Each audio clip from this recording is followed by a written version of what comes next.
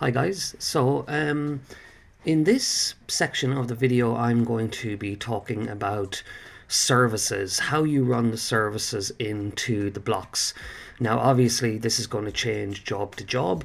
So obviously, this series of videos, or if I end up connecting this video together and making it one video, obviously we're just covering the same project in Poplar Street in Williton. Now, here's what you can see in front of you. You've seen the previous videos where, you're familiar now with the side, the concrete hard stand at the front, the driveway and the rear block, etc. with retaining walls. And here, just to make it a bit easier, I have set it up where you're seeing a lot of lines in front of you, but the main lines, obviously the important ones, are coloured yellow, pink, blue and green. And I've put it on the screen in front of you in case you forget what the colours are. The yellow one is easy, that's going to be the boundaries. And, if you forget, again, it's on the screen in front of you there in the middle of the hard stand. Pink for power, green for sewer, and blue for water. Now, at the very beginning of the project, the lines that you see, the blue, green, and pink lines, didn't really exist in the way that they do now. A couple of them did, and most of them didn't. And what I'm going to do is I'm going to show you the directions of the lines that existed and where they're running and what they represent. So let's start with green for sewer. So on the road out here, you have a minister sewer which is running along the road. It's the main sewer line which is servicing all the houses on the street. And off, as the sewer line runs by your property, another line runs off that, running up here, which is called a sewer junction. And that sewer junction runs into what's called a sewer inspection point. And all the wastewater from your site will run out, into basically that sewer inspection, all the wastewater from your toilet, your shower, whatever it is, your sink, and then it will run back out here into the main sewer and get washed away and dealt with by the council. Now, what you've got to understand is that when this project kind of starts, you have a line which is connecting from the house down to this sewer main, but normally you've got to redirect those lines. You can't really, by the time you're finished doing your work, those lines are not really able to run generally in the original where they were running from originally. So for argument's sake, if this line here was running on an angle up through there into the house, in this particular case, maybe you would be able to keep this line running out of the house, running down into this sewer inspection point as it was originally. And the only reason you'd be able to do it on this case is because this is a common property driveway. So services are allowed, power, water, sewer, they're all allowed to kind of navigate that common driveway really in whatever way they want, because that common driveway is a lot onto itself, and that lot is shared by the front house and the back house. But what we find on most subdivisions is that generally, by the time the subdivision is done and the site works are done, you're going to need to kind of realign that sewer in a different direction to kind of suit the new conditions of the site. So for simplicity here, what I have done in this case is I have just done this. This probably isn't what they would do, but it's just a kind of I guess exaggerated a bit of how you may need to redirect a sewer depending on what was happening here. So if we had to excavate this area and the green line was coming out through here, that line might get disturbed or destroyed. And when it would get disturbed or destroyed, we would need to put it back in the ground somewhere. So again, just for argument's sake, we'll say that when we realign the sewers on the subdivision, it's now going to come in from the main sewer, It's going to come in from the main sewer into the inspection point, and we're going to redirect it over here and up into the house. This is just exaggerating it a little bit, but you know, it wouldn't be crazy to think that this could happen either. As long as gravity, you know, is and there's an orientation, a slope on the pipe so that it's running downhill away from the house, it's going to find its way into this little chamber, obviously. So here it is exaggerated. The front house, which originally had a line coming on an angle down here, for whatever reason we've removed that. We've redirected the sewer here to avoid this hard stand, and so that it could be dug up in the future if it needed to be, and we have put it back in there. Okay, now similarly for the rear block, as part of the subdivision process, we want to make sure that we are setting up a connection for the rear block. In this case, we were pouring a big concrete driveway. So we have left, you know, a 500 or 600 millimeter gap here between the fence line and the concrete in this case, because we had very little room on this driveway from left to right. So we had to pour that you know, the majority of the driveway, and we had to leave you know, an open trench along here in case they needed to excavate and remove these pipes, or you know, check them or something, or you know, drop in another pipe afterwards like gas or something. But for the process of satisfying subdivision conditions, we have also dug a trench across here, and that trench that you can see there, that open, you know, sand kind of, you know, run there, we've left that there, and before we pour the concrete, we have dug down 500-600 mils beneath the ground, and the plumber has laid that green line all the way up to the rear block. Okay, so now we have sewer, you know, connected and redirected on a route where it can be easily located later, and that's usually in a kind of a 500 to a 1 meter trench, you know, or it would tend to be a flower bed by the end. You know, they would just put mulch over it, but you would never run it up the center of the driveway, you know, from here up through here, because there's going to be drainage pits in the way. And you want it to be accessible, don't you? You want to be able to dig down and check that pipe in the future if you want. So again, if you ran it up through the center of the driveway, which we've seen people do actually, obviously you would not be able to, you know, take that out of the ground again, because it's underneath the concrete. You could take it out, but you'd have to obviously remove the concrete. So that's the sewer. And similarly with water. In the original subdivision, your water meter, which is blue, is in here somewhere, for argument's sake. The water main, again, is running along the street, servicing all the blocks. And then there is a junction, which is coming in off the water main, and it's running into your water meter. And again, for simplicity here, we have run the pipe up to the house so that the front house is connecting to water.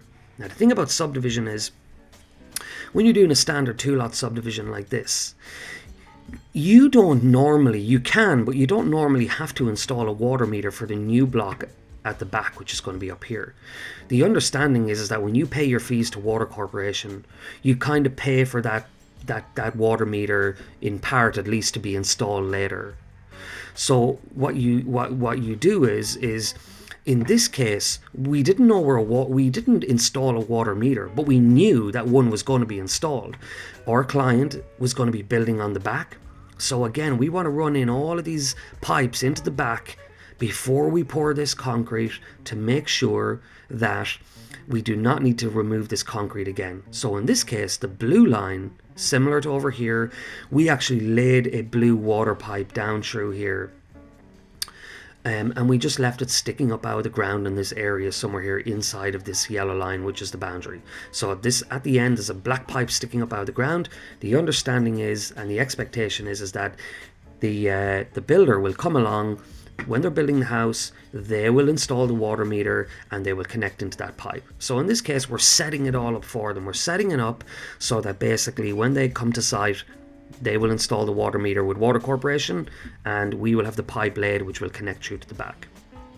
So that's water and sewer covered. And lastly, typical subdivision conditions, you're only dealing with water, sewer, and power. You generally aren't dealing with gas unless it's a bigger subdivision. You know, you might want to consider laying the gas pipe through here while you're laying your water, your sewer, and your power. You might want to lay gas at the same time, again, to avoid having to remove the concrete later. In this case, we didn't have to lay gas because our client was using a different method where he actually wasn't going to be using gas at all. So we didn't need to worry about it. Now, lastly is power, and power can be complicated, and you need to be really careful how you lay power cables. And this comes down to your electrician. You need to be employing a licensed electrician to do this work, and you definitely need to make sure, in my opinion, that this electrician is experienced with subdivision work, because we've seen electricians who are great electricians, but they're not used to doing subdivision stuff, and they will do stuff like they will lay a cable up on an angle like this to here and then run that down into the back. You can't do that. You just can't do it because no one knows where it's going. You need to be able to monitor the route and track the route of a power cable because it's high voltage. So when we do subdivisions like this, let me just remove this. We install the Western Power Dome. And one other thing before I go too far with this. Before this power dome is installed, if you have a subdivision or a property where you're already on overhead power, you might have a power pole out on the street and you might be connected to overhead power. So you might have a cable which is coming in from the road and it's connecting onto your gutter up here somewhere, and that's giving you power to the house. When you do a subdivision, you've got to disconnect overhead power and you've got to install underground power. So you've got to get rid of this overhead cable. You've got to install this power dome, which is down here. And then you've got to lay cables from the power dome to the existing house. Now, when you install a power dome on strata, you've got to install what's called a site main switchboard as well.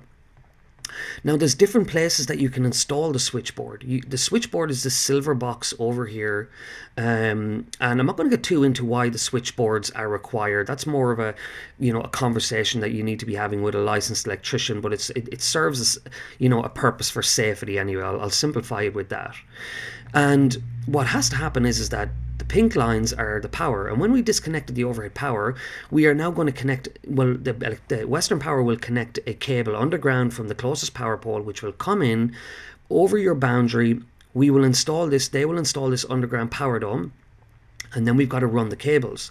Now in this case, we decided to install the switchboard here 4 meters back up from the front boundary, which is becoming more common now. Originally, we used to be able to install the switchboard over here, but in shires like City of Stirling, and there are other shires, they want that switchboard, which is considered an eyesore, to be 4 meters back from the front boundary or adequately hidden. If it's built on the front boundary beside the power dome, they want it hidden behind a wall or something. So for us, because we were doing a rear lot subdivision, we wanted this switchboard to be accessible from the common driveway by the rear lot and the front lot.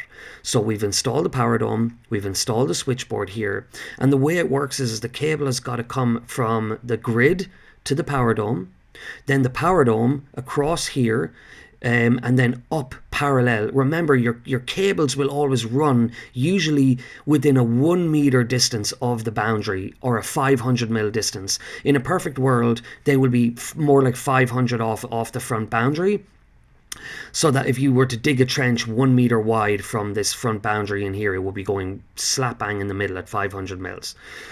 Now in this case, it could be 1 meter, 500 millimeters. They're just, the electrician needs to have a record of what that is. I won't get into what are called power easements, in this video, which protect these cables in certain cases. It's a bit of a complicated conversation, and in this case, it wasn't necessary. So our cable comes across here. It's running up to the switchboard, but then from the switchboard, it's actually got to run from the switchboard to the other block. But similarly, it's got to run from the switchboard to this house. And we generally wouldn't just lay a cable like from there across. Sorry, just let me do that again, but with a pink line.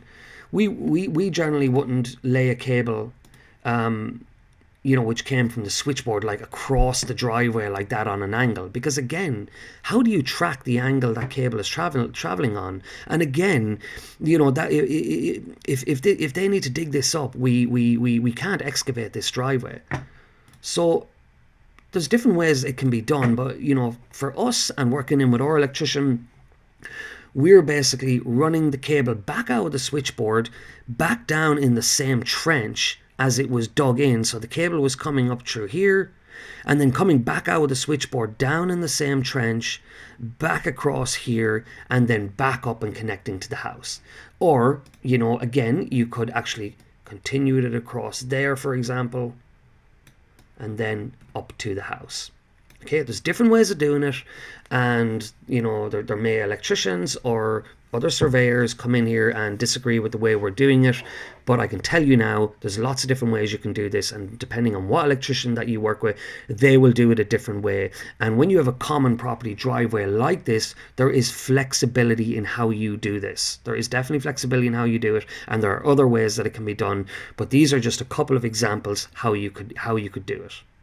So that summarizes the service running process for a rear lot subdivision, you know, for this particular one in Williton. Remembering every subdivision will have a different approach to it, and you know, every project needs to be looked at in a unique way, and your contractor, electricians, plumbers, whoever they may be, who are running in these cables, you need to work in with them to understand where they are running.